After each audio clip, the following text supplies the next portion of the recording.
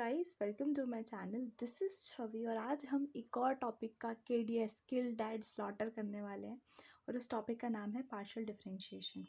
Guys, मैंने पूरी कोशिश की है कि मैं हर टाइप के क्वेश्चन इस वीडियो में इंक्लूड करूं ताकि आपकी प्रैक्टिस अच्छी हो जाए। कम क्वेश्चन में ज़्यादा चीज़ें, ज़्यादा कॉन्सेप्ट्स क्लियर हो जाएं। तो स्टार्ट करते हैं आज की हमारी वीडियो। मान लेते हैं let z is equal to f x into y, x comma y. मतलब कि जो z है वो दो इंडिपेंडेंट वेरिएबल्स का फंक्शन है। यहाँ पर हमारे x और y किसी पर डिपेंड नहीं कर रहे हैं और इनका जो फंक्शन है वो है z। मतलब z x पे और y पे दोनों पे डिपेंड कर रहा है, पर x और y एक दूसरे पे डिपेंड नहीं कर रहे हैं। डिपेंड ना करने से मतलब है कि अगर हम x की वैल्यू में कोई चेंज लाएंगे तो y में उसका कोई असर नहीं होगा, और या फिर हम y की वैल्यू में कुछ चेंज करें तो उससे x पर कोई इफ़ेक्ट नहीं पड़ने वाला। यहाँ पर हम कुछ ऐसे एक्सप्रेशंस देखते हैं ताकि हम इन एक्सप्रेशन से फैमिलियर हो जाएं, हमें समझ में आए कि इस एक्सप्रेशन का मतलब क्या होता है। डेल्टा x, डेल्टा ये आप नीचे देखिए प्रीफिक्स में, सफिक्स में x लिखा है into del x z is equal to f x plus del x comma Y minus F x comma y. इससे हमको ये पता चलता है कि z में तो चेंज हुआ है, पर z में चेंज x की वजह से हुआ है, तो यहाँ पर x में इंक्रीमेंट हमने शो किया, y एज इट इज़ रहा। और इन दोनों के चेंज से ये हमारा फाइनल फंक्शन है, ये हमारा पहले वाला फंक्शन था, तो ये फाइनल माइनस इनिशियल करके हमने चेंज निकाला। और ये चेंज किसकी वजह से हुआ था? x की वजह से, इसीलिए हमने यहाँ पर x plus del x show किया है। सिमिलरली हमने y के लिए किया कि डेल वाई z अगर हम लिख रहे हैं तो इसका मतलब ये है कि y में चेंज होने की वजह से z में चेंज आया है। हम इसको इस तरीके से लिख सकते हैं f x comma y plus del y minus का एफ एक्स कॉमा वाई। अगर हम डेल z लिखें, सिर्फ डेल z लिखें, तो इसका मतलब ये है कि दोनों में चेंज हुआ है, x में भी और y में भी। तो हम इसको ऐसे रिप्रेजेंट कर सकते हैं f x plus del x comma y plus del y minus F x comma y. Basically partial differentiation और नॉर्मल डिफरेंशिएशन में ये डिफरेंस है कि जो नॉर्मल डिफरेंशिएशन है उसमें हम क्या करते हैं कि अगर कोई और भी दूसरा वेरिएबल हमें मिल जाए तो हम उसके रिस्पेक्ट में डिफरेंशिएशन कर देते हैं, उसको कांस्टेंट नहीं मानते हैं। लेकिन पार्शियल डिफरेंशिएशन में हम जिस भी फंक्शन का जिस भी वेरिएबल के रिस्पेक्ट में कर रहे हैं, सपोज x के रिस्पेक्ट में कर रहे हैं, तो उस फंक्शन में जितने भी x के टर्म होंगे वही डिफरेंशिएट होंगे, y को हम कांस्टेंट मान लेंगे। मतलब जिस हम डिफरेंशिएशन में जिस वेरिएबल के रिस्पेक्ट में किसी फंक्शन को डिफरेंशिएट कर रहे हैं, बस वही हमारा वेरिएबल है, बाकी सारे कांस्टेंट हो जाएंगे, इसीलिए उनका डिफरेंशिएशन यहाँ पर 0 हो जाएगा। पर उससे पहले हमें ये लिमिट वाले क्वेश्चन देखने हैं। ये वाले क्वेश्चन हमारे थोड़े लेटर चैप्टर में आएंगे। इस एफ एक्स को हम कैसे रिप्रेजेंट करते हैं? एफ एक्स को हम del F over del x के फॉर्मेट में रिप्रेजेंट करते हैं। अब ये जो डेल है, इस वाले साइन को हम बोलते हैं डेल, और वो जो हम नॉर्मल डिफरेंशिएशन में यूज़ करते हैं उसको हम d over d x use करते हैं। एक और डेल होता है, that is this del. Don't get confused among these. ये हमारा पार्शियल डिफरेंशिएशन के लिए यूज़ होता है, ठीक है। ये हमारा होता है ये वाला डेल, ये वाला डेल हमारा यूज़ होता है स्मॉल क्वांटिटी को डिनोट करने के लिए, और ये जो डी है ये हम नॉर्मल डिफरेंशिएशन में इसका यूज़ करते हैं। अब अगर हमारे पास del F over del X हमें फाइंड आउट करना है तो हम उसको कैसे लिखेंगे? Limit delta x tends to 0 F x plus del x comma Y minus F X dash Y upon में डेल एक्स। ये एक मेथड है जो हम पहले भी पढ़ चुके हैं, अभी ये दोबारा से आ गया है।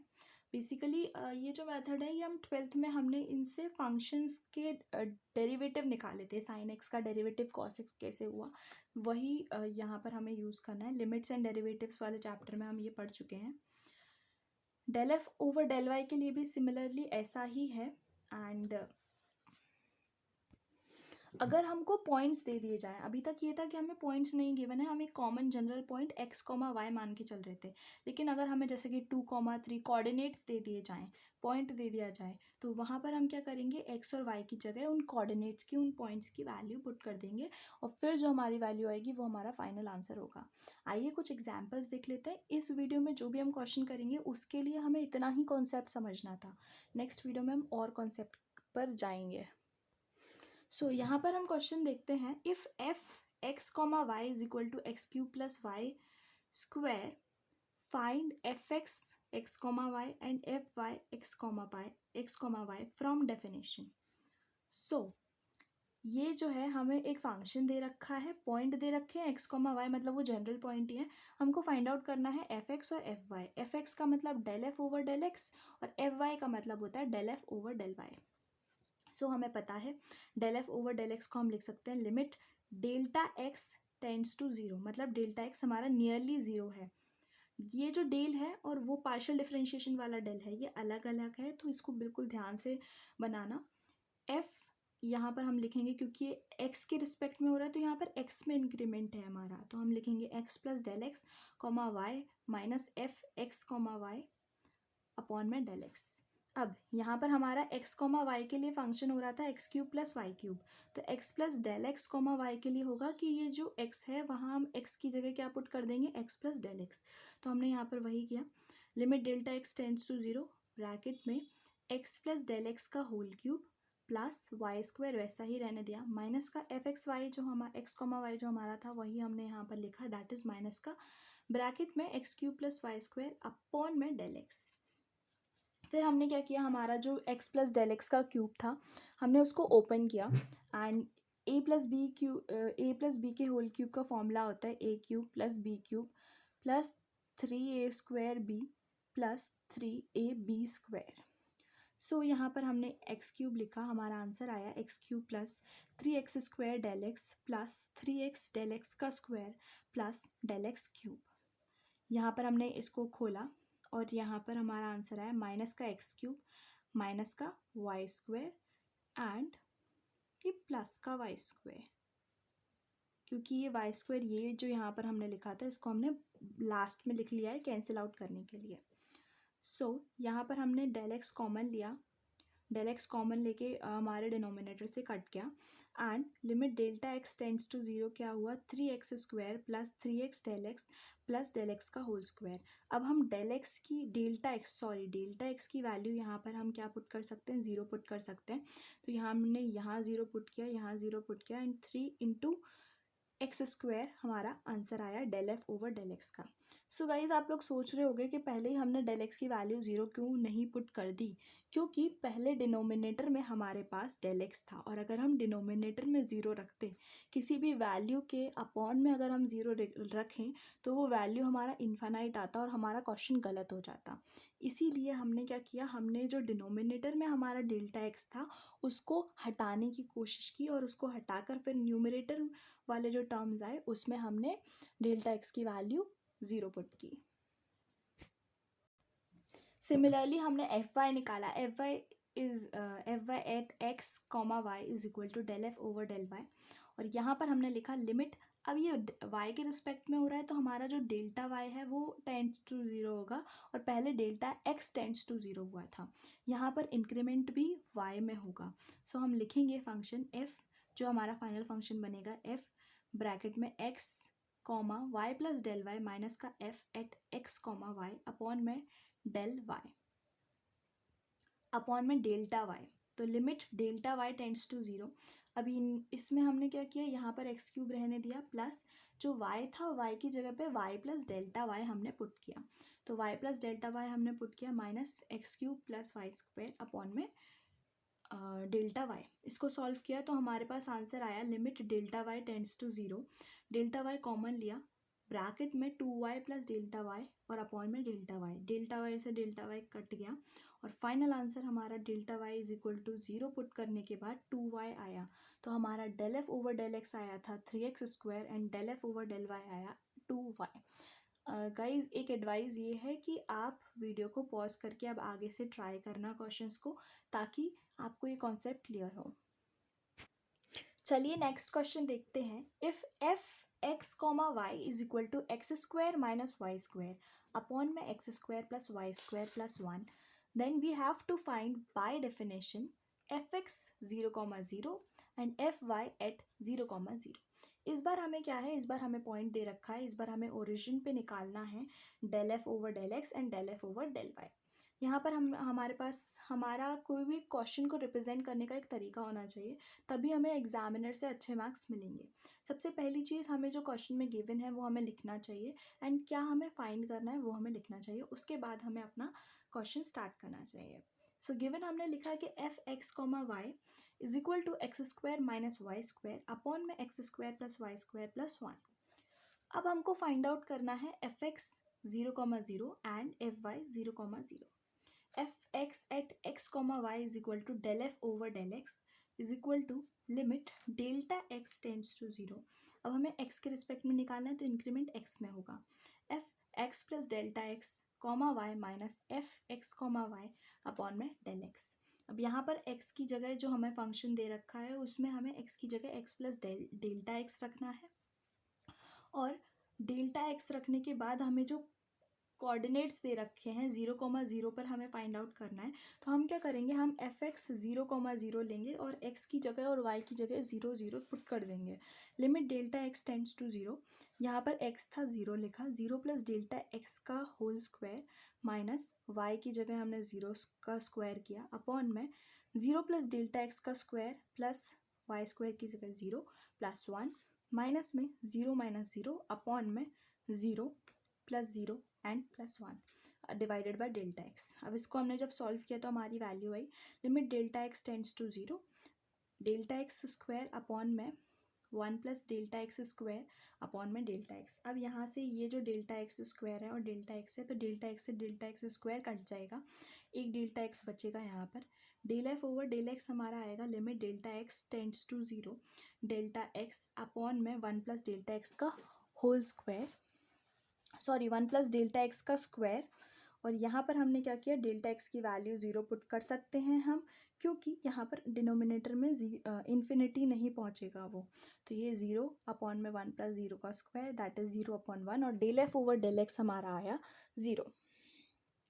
सिमिलरली हमने एफ वाई के लिए निकाला और एफ वाई के लिए भी हमारा वैसा ही आया, एफ वाई के लिए भी हमारा ज़ीरो आया. और इस तरीके से हमारा f x zero comma zero zero आया and F y zero comma zero की वैल्यू भी ज़ीरो आई. ये हमारा फाइनल आंसर होगा. नेक्स्ट क्वेश्चन देखते हैं, question number 3, that is if f x comma Y is equal to 1 तब होगा जब x और y हमारे ज़ीरो के बराबर नहीं है, और जो फंक्शन है वो हमारा ज़ीरो वैल्यू होल्ड करेगा जब एफ एक्स कॉमा वाई मतलब हमारे जो पॉइंट्स हैं वो ओरिजिन पे होंगे. हमें ये शो करना है कि जो हमारा एफ एक्स है ज़ीरो कॉमा ज़ीरो पॉइंट पर और एफ वाई है ज़ीरो कॉमा ज़ीरो पर, वो एग्जिस्ट ही नहीं करते हैं. तो ये थोड़ा सा डिफरेंट टाइप का क्वेश्चन है, इसीलिए मैंने उठाया ताकि आपको हर वेराइटी ऑफ क्वेश्चंस मिल सके. एफ एक्स कॉमा वाई हमने सबसे पहले क्या किया, सबसे पहले हमारे जो गिवन था वो हमने रखा. F x comma Y is equal to one. One जब वो होगी उसकी वैल्यू जब एक्स कॉमा वाई मतलब जो पॉइंट्स हैं वो हमारे ओरिजिन पे नहीं होंगे, जो ज़ीरो नहीं होंगे. और ये तब है कि जब एक भी पॉइंट ज़ीरो पे नहीं होगा, मतलब ओरिजिन पे नहीं होगा, तो वो कहीं भी हो सकता है. अगर x की वैल्यू ज़ीरो नहीं है तब भी ये वैलिड है, अगर y की वैल्यू ज़ीरो नहीं है तब भी ये वैलिड है. दोनों की वैल्यू इस सिचुएशन में ज़ीरो है और इसलिए यहाँ पर इसकी वैल्यू ज़ीरो हो जाएगी. Now f x comma Y is equal to limit delta x tends to zero f x plus del x comma Y minus F x comma y upon में डेल्टा एक्स. इसको हमने solve किया तो यहाँ पर हमें पता है कि हमें F x zero comma zero निकालना है और उसको प्रूव करना है कि एग्जिस्ट नहीं करता. तो हमने क्या किया, हमने एक्स की और वाई की जगह ज़ीरो पुट कर दिया. Limit delta x tends to zero f यहाँ पर होगा हमारा 0 plus delta x comma 0 minus f 0 comma 0। अब हमने ये देख चुके हैं कि अगर हमारे पॉइंट 0 कॉमा 0 हुए तो वैल्यू 0 है, अगर 0 कॉमा 0 नहीं हुए तो वैल्यू 1 है। तो यहाँ पर हम 1 वैल्यू लेंगे फंक्शन की, माइनस 0 कॉमा 0 के लिए हमारी वैल्यू होगी 0 अपॉन में डेल्टा एक्स। अब क्या हुआ, ये 1 अपॉन डेल्टा एक्स हुआ, और अब यहाँ पर हमें कोई वैल्यू नहीं है कि जिससे हम डेल्टा एक्स को काट सकें। तो यहाँ पर हमें ये पता चलता है कि अगर हम डिनोमिनेटर में डेल्टा एक्स की वैल्यू 0 रख देते हैं तो ये जो फंक्शन है हमारा, ये जो डिफ्रेंशिएट करके हमने जो निकाला, ये जो है ये इन्फानाइट हो जाएगा, और ये इसलिए ये एग्जिस्ट ही नहीं करेगा। Hence f x 0 comma 0 does not exist. Similarly हम y के लिए करेंगे। F Y x comma y क्या होगी, limit delta y tends to 0 F x y plus del y minus F x y upon में डेल्टा वाई। अब यहाँ पर हम वही करेंगे, एफ वाई 0 कॉमा 0 हमको निकालना है, तो limit delta y tends to 0 क्या होगा, हम x और y की जगह 0 रख देंगे, तो f 0 comma 0 plus delta y minus f 0 comma 0 upon में delta y. F y 0 comma 0, तो यहाँ पर हमारा वही होगा, limit delta y tends to 0। अब वहाँ पर जो फंक्शन था वो हमारा जिसकी कोऑर्डिनेट 0 कॉमा 0 नहीं हुए तो वहाँ हमारी वैल्यू 1 होगी, और अगर पॉइंट हमारा ओरिजिन पे है तो हमारी वैल्यू 0 होने वाली है। तो हमने वही लिखा 1 अपॉन डेल्टा वाई। अब एफ वाई 0 कॉमा 0 हमारा क्या हुआ, limit delta y tends to 0 1 upon में डेल्टा वाई। और यहाँ से हमें पता चलता है कि ये जो लिमिट है वो फाइनाइट नहीं है, क्योंकि हम 1 अपॉन 0 लिखेंगे तो वो इन्फिनिटी हो जाएगा, जिसको हम फाइंड नहीं कर सकते। Hence f y 0 comma 0 exist नहीं करता। आज के लिए इतना ही, तब तक के लिए see ya bye bye, have a nice day. So guys एक मैं क्वेश्चन दे रही हूँ, that is question number 4। Video को पॉज करके जल्दी से इसको लिख लेना और खुद से सॉल्व करके देखना। एंड इस वीडियो में इतना ही। मैंने कोशिश की कि मैं सारे कॉन्सेप्ट को कवर कर सकूँ इस टॉपिक के। Thank you and have a nice day.